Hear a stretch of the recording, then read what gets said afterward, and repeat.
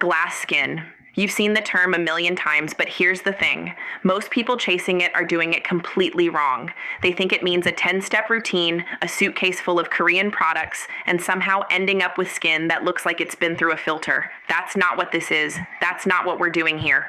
Quick, very small welcome. I'm kicking off a 30-day glass skin challenge, and today I'm breaking down what glass skin actually is, busting the biggest myths around it, and showing you my full starting routine so you can follow along for the next month. Before anything else, this isn't medical advice. It's just me documenting my own skin journey, sharing what I've learned and experienced firsthand along the way. I'm actually a dermatologist myself, Dr. Elizabeth, so I'll be bringing that clinical perspective in throughout this journey too. Okay, let's get into it. So what actually is glass skin? The term comes from Korean skincare culture, and it basically describes skin that looks smooth, evenly toned, hydrated, and has a soft, natural glow, like light is bouncing off it the way it bounces off glass. Notice what's not in that definition: poreless, wrinkle-free, or flawless. That's the first myth I want to kill right now. Myth number 1, glass skin means invisible pores. It doesn't. Pores are a normal part of your skin's structure, and no amount of product is going to erase them. What actually changes is how visible they look, because well-hydrated, healthy skin refracts light more evenly, so pores appear smaller. That's a texture and light thing, not a disappearing act. Can we pause here for a second? I want you to actually think about your own skin goals right now. Are you chasing glass skin because you genuinely want healthier skin, or because you want to look like an edited photo? Be honest with yourself, because that's going to change how you feel about this whole month. Myth number 2, glass skin is a Korean beauty invention that only works with Korean products. Not true. The concept trended out of Korean beauty culture, sure, but the actual mechanism behind it is just basic, well-established dermatology, a strong skin barrier, consistent hydration, and daily sun protection. You could build this with products from anywhere in the world. The philosophy matters more than the country of origin. Myth number 3, and this is the big one: glass skin is achievable for everyone in 30 days. It's not, and I want to be upfront about that from day one. Genetics, skin type, hormones, climate, and existing skin conditions all play a role in how your skin looks and behaves. What I'm documenting over the next month is my personal experience. Your results, if you follow along, will look different from mine. And that's completely normal. I'm not promising a transformation, I'm promising honesty. Myth 4, you need 10 plus products to get there. And honestly, as a dermatologist, this is something I push back on hard.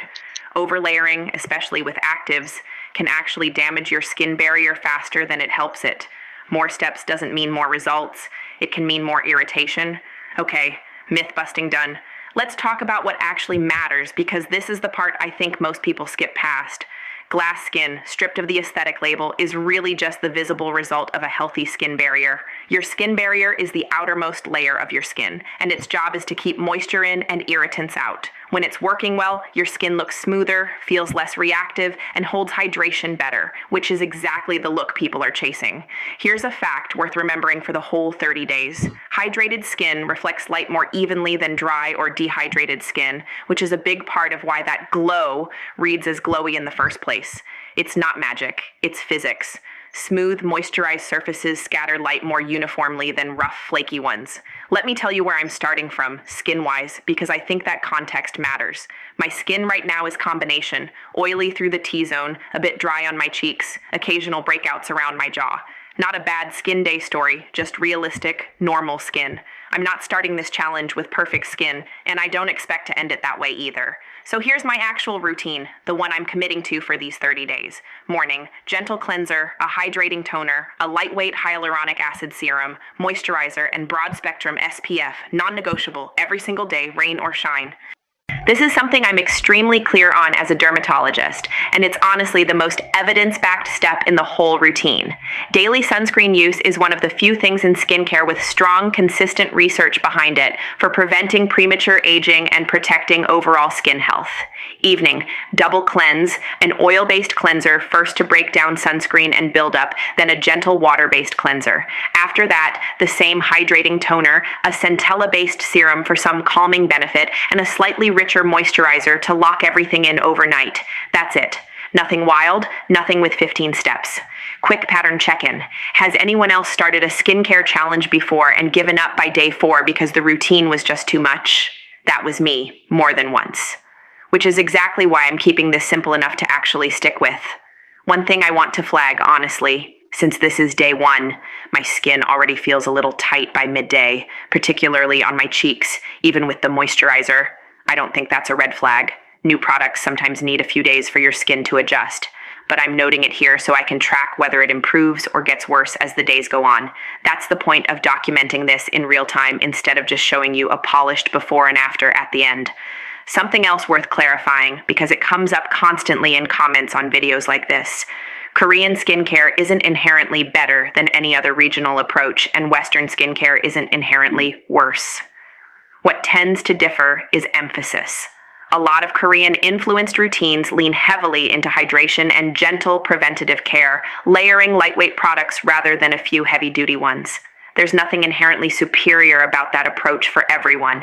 It's just a different philosophy, and it happens to work well for a lot of skin types, mine included, at least so far.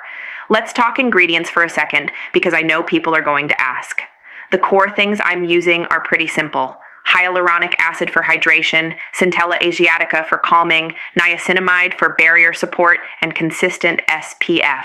None of these are exotic or trendy. They're well-studied, commonly recommended ingredients that dermatologists generally consider safe and effective for most skin types. I'm deliberately not starting with strong actives like retinoids or high-percentage exfoliating acids because my advice as a dermatologist is to build barrier health first before introducing anything that could stress the skin. Real quick, another honest note, I skipped my toner one morning this week already, day 2 of prep before I started filming, and genuinely nothing dramatic happened. I say that because I think these challenges sometimes make it feel like missing one step will ruin everything. It won't. Consistency over 30 days matters more than perfection on any single day. Let's recap what today was actually about.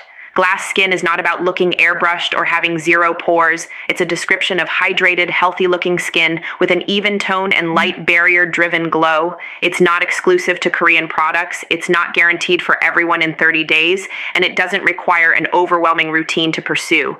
What it does require is consistency, sun protection, and actually listening to what your skin is telling you along the way. That's day 1, in the books. If you're doing anything similar right now, or you've tried a skin challenge before and it went sideways, tell me about it in the comments. I genuinely want to know before I get further into this. And if you want to follow the full 30 days with me, hit subscribe so you don't miss where this goes. Tomorrow I'm getting into the skin barrier properly, what it is, how it actually gets damaged, and why almost every glass skin myth traces back to misunderstanding this one thing. See you then.